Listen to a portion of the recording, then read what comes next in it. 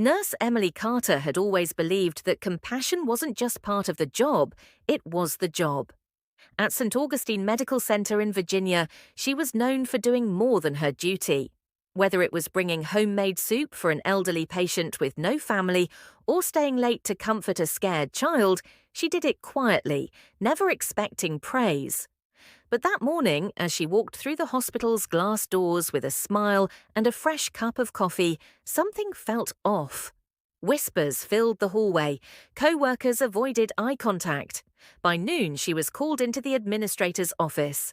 And just like that, no warning, no hearing, she was fired, Emily. Your behavior has been flagged as too involved. We've had complaints that you blur professional boundaries, said the hospital director coldly. Emily blinked. Complaints? From whom I was just helping. It's not about intent, Emily. It's policy. You gave your personal number to a patient's son. That's a line, the truth?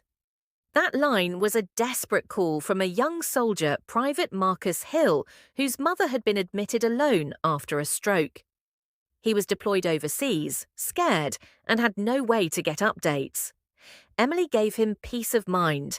One text a day, just updates, no rule-breaking meds, no secrets, just kindness. The moment she walked out of that office with her badge stripped, she felt humiliated. Her hands trembled, her lips pressed into a thin line. But she didn't cry. Not yet. Across the ocean, in a dusty military outpost, Marcus received her message. "I've been fired. I'm so sorry." Marcus stared at the screen. Then, without hesitation, he typed a name into his phone. A name few dared to contact unless it was life or death. General Aaron Holt.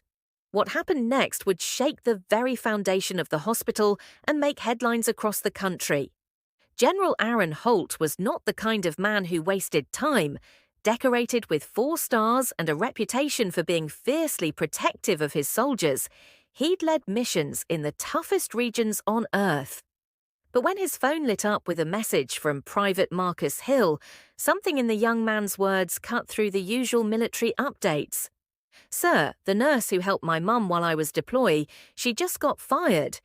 She was the only person keeping me sane.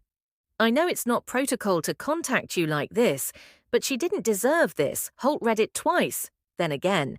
He didn't know this nurse, but in the military, loyalty wasn't earned with rank, it was earned with action.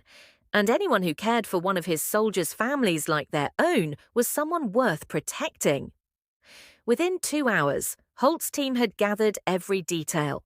Nurse Emily Carter, 10 years of spotless service, loved by patients, reprimanded once for holding a dying veteran's hand for 30 minutes after her shift ended. The hospital's reason for firing her? Overstepping boundaries. The next morning, as sunlight stretched across the lawn of St. Augustine Medical Center, a black SUV pulled up to the main entrance. Out stepped General Holt in full dress uniform, medals shining, face unreadable. Inside, the hospital director glanced up as the door to his office opened. His expression changed instantly. "General Holt, this is unexpected. I'm here about Nurse Emily Carter. There's been a misunderstanding, sir. We followed protocol. She was too emotionally involved." Emotionally involved. Holt's voice was calm, but steel laced each word. "Your hospital was lucky to have someone like her. While your staff clocked out, she stayed. She became the thread holding families together. You want to fire someone for caring too much? Then fire every mother, every medic, every decent human being in this country." For a moment, the room was silent. Outside, a crowd had begun to gather, phones recorded, nurses peeked from behind curtains. America was about to witness something they hadn't seen before, a general going to war for a nurse. News spread like wildfire. By noon, clips of General Holt confronting the hospital director were all over social media. Justice for Nurse Emily was trending. Talk shows picked it up. Veterans groups rallied, even late-night hosts weighed in. Imagine firing someone for being too human. What's next? Too much oxygen in a hospital? Emily, meanwhile, was sitting on her apartment couch, stunned. Her phone buzzed non-stop texts, calls, interview requests, but she ignored them all. The last thing she expected was a knock on her door. She opened it slowly. "Ma'am, General Holt would like to speak with you," said a uniformed officer standing respectfully at her door. Emily blinked. "With me?" Minutes later, she was sitting across from the very man who had shaken her former employer to its core. His presence filled the room, but his tone was warm, fatherly. "I read everything, Nurse Carter. What you did for Marcus, it matters." Emily swallowed hard. "I didn't think anyone would care. I just couldn't leave his mother like that." He nodded. "That's why I'm here. You didn't just comfort a patient, you gave a deployed soldier peace in the middle of a war zone." She didn't know what to say. Holt leaned forward slightly. "You belong somewhere that values people like you, so I'm making you an offer." Her eyes widened. "We're launching a new military hospital initiative, veteran care centers across the country. We need people like you to help build it from the ground up. Full authority, better pay." "No politics." Emily stared at him, heart pounding. "Is this real?" He smiled. "It's already approved. I've got congressional backing. I just need your yes." That night, as the stars lit the sky over Washington, Emily sat in silence, tears finally falling not from pain, but from disbelief. In less than 48 hours, she had gone from being discarded to being seen, respected, and given a chance to lead something bigger than she ever imagined. But the hospital? They weren't off the hook just yet, because what came next would put every hospital in the country under a spotlight they weren't ready for. The next morning, General Holt made another move, one that no one saw coming. He held a press conference on the steps of the Capitol building, standing shoulder to shoulder with Emily Carter. Behind them stood veterans, doctors, nurses, and military families. Cameras clicked, reporters leaned forward. Holt's voice echoed with conviction. "This is not just about one nurse. This is about a broken system, a culture that punishes compassion and buries humanity under red tape."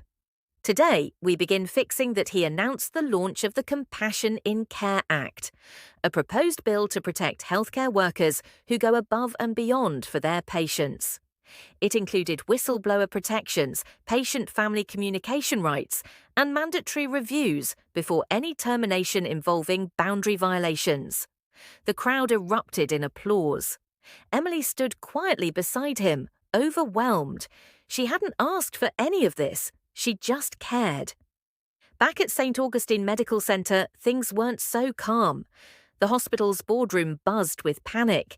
News outlets were camped outside, donations were being pulled. Long-time patients cancelled appointments in protest. Staff members whispered about resigning. And then came the lawsuit Emily hadn't planned to sue. But when former patients and their families began sending letters, statements, and video clips backing her, an attorney stepped in pro bono.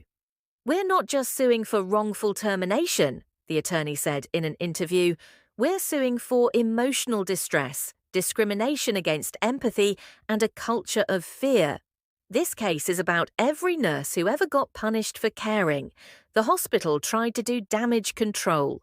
They issued a half-hearted statement, calling it a misunderstanding, but America wasn't buying it. Even hospital staff who'd once kept quiet started coming forward, nurses, janitors, even an ER doctor confirming that Emily's case wasn't an exception. It was part of a pattern. Behind closed doors, Emily sat in a quiet meeting room, signing papers with the legal team. Her hands were steady now. "I never wanted a spotlight." She said, "I just wanted to make people feel safe. If that's a crime, then maybe it's the system that needs healing. Not me." The fight wasn't over. In fact, it had just begun.